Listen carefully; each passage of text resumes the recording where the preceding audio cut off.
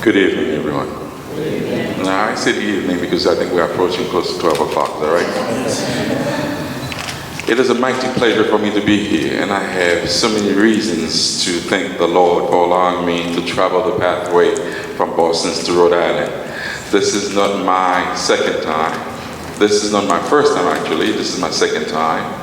And I want to ignite the fire a little bit here. Number one, if you hear that voice, which is not resonant just about everyone who has spoken in it, it's because I'm a radio personality since 1985. I'm also a man who has been behind the camera since that time as well. So I have given birth to a few media activities back in Boston. So this is why you are realizing the man that's speaking behind the mic.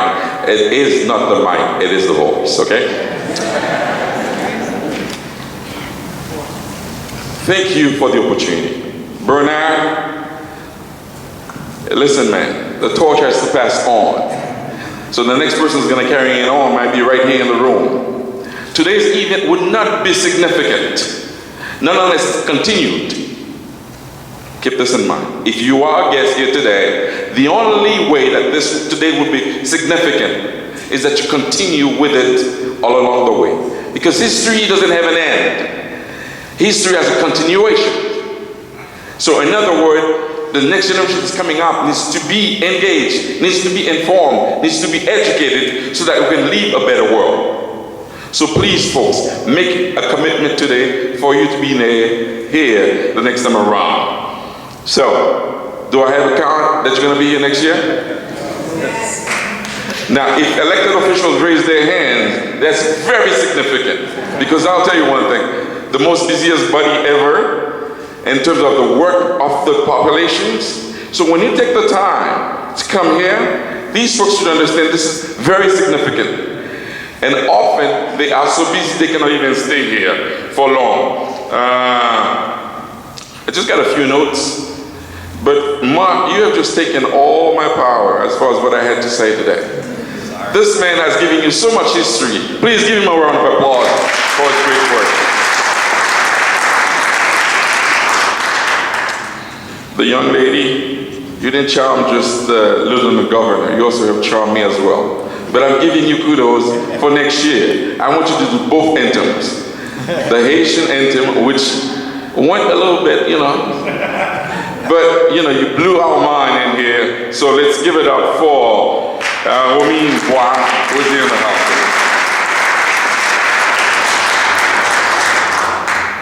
If you go into my office, you will see a picture that has at least 50 some odd kids, including mine.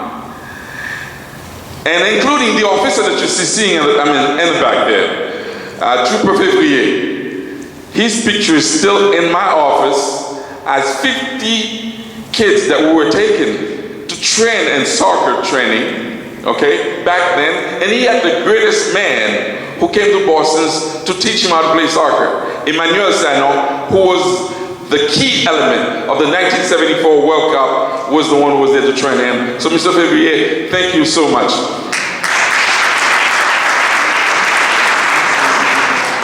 Now, you wonder if I was paying attention so much. The gentleman with the red camera, can you please stand up? Yes, sir. Yes, sir. Now, I don't think any one of you were paying attention to him, did you? Okay? Thank you so very much, sir. Symbolizing what has happened in the past is very significant for the future. Marcus Garvey said, if you don't know your history, it'll make you, right? So you got to keep on passing it on. One of the negligence of the Haitian families is that we don't pass it on. We even refuse to bring our kids back home, an error that I've made for at least 30 some odd years. It wasn't until one day I realized that my son, coming from school from Russia, as he was studying, a group of Haitians took him back to Haiti and he called, "Dad, you know where I'm at?" I said, "No, I'm in Haiti." "What are you doing there?" "Well, you never took me, so I took myself."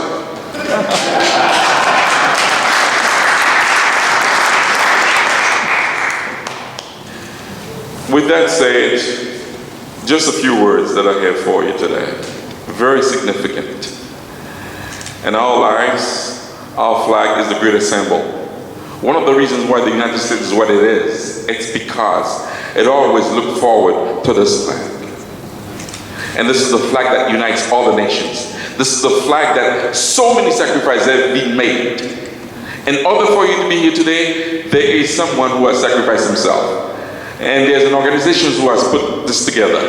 If there are 10,000 of you, just imagine if at least one person's word to be present in here today, how meaningful it would be. So let's give it up to the organizations who has put this forth.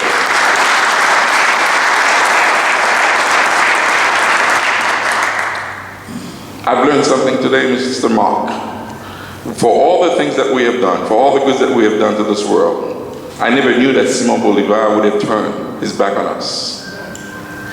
Simon Bolivar was the man who has gotten money, ammunitions, and bodies to go and conquer the world for South America. Haiti was the mighty strength who has done this. Haiti was the mighty strength also of the independence of Israel. Guess what? The last vote in Congress was the vote of Haitians who has led Israel to what it is today. So if you didn't know that. Greece has become independent because of our help. So we definitely had a great momentum as far as we were concerned that this world should be free, including every man. There was no exceptions to our minds. As a matter of fact, our leaders have called upon any blacks that were being enslaved back then, they could come back to Haiti and live free. There was momentum, there's a motto in one of our flags, which I'm going through right now for you. Liberté ou la mort. I don't even think that we knew that down in New Hampshire, is it free? Live free or die. Similar. And I don't think there was any communications between the United States back then and Haiti for the slaves to realize that when they cut the white out of the flag, Liberté ou la mort were the motto at the time. Free or die.